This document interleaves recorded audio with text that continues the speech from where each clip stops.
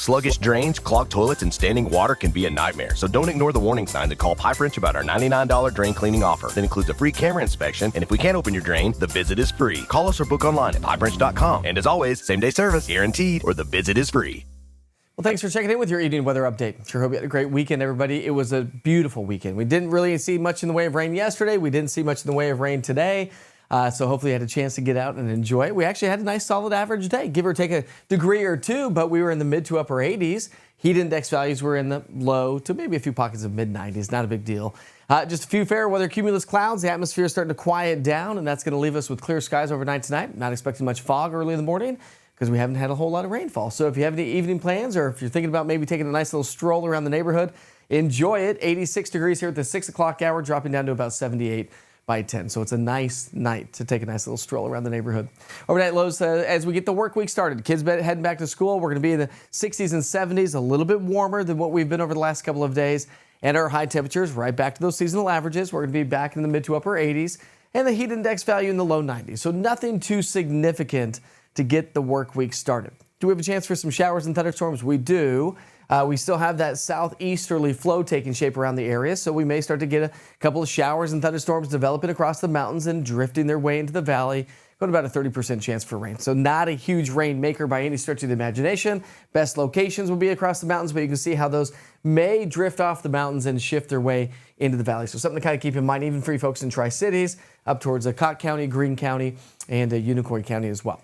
All right, let's look at that 7-day forecast. So we're going to stay fairly average over the next 7 days. Average high is 88. We'll be in the upper 80s to low 90s, so nothing too crazy when we're talking about the excessive heat or anything like that. But the dew points will continue to climb, and so therefore the heat index value is going to climb. And so it is going to be a rather toasty week, especially as we get towards the middle and latter part of the week as the humidity continues to increase across the area.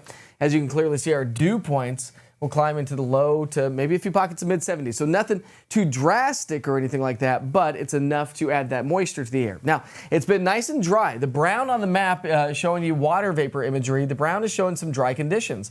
That's why it's been rather pleasant around the area. But we've got moisture to our south, and that is going to continue to slowly but surely shift its way northward and bring us increasing potential for moisture, meaning what this map all this map shows you is that it's adding more moisture to precipitate out of the atmosphere. So the darker shades and reds and oranges that you see, that is higher moisture content to precipitate out compared to how it was this past weekend.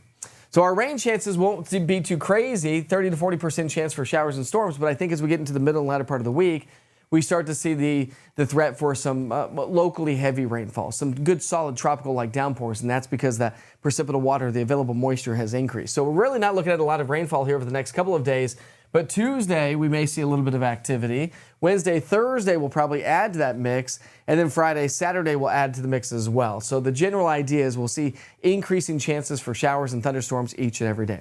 Let's check the tropics. For those of you paying attention, we now have a 50% chance of this becoming our next named storm over the next 2 days, and a 90%. And we're talking about this one right here, a big wave moving its way off of Africa, and so this is likely to become a tropical storm Erin.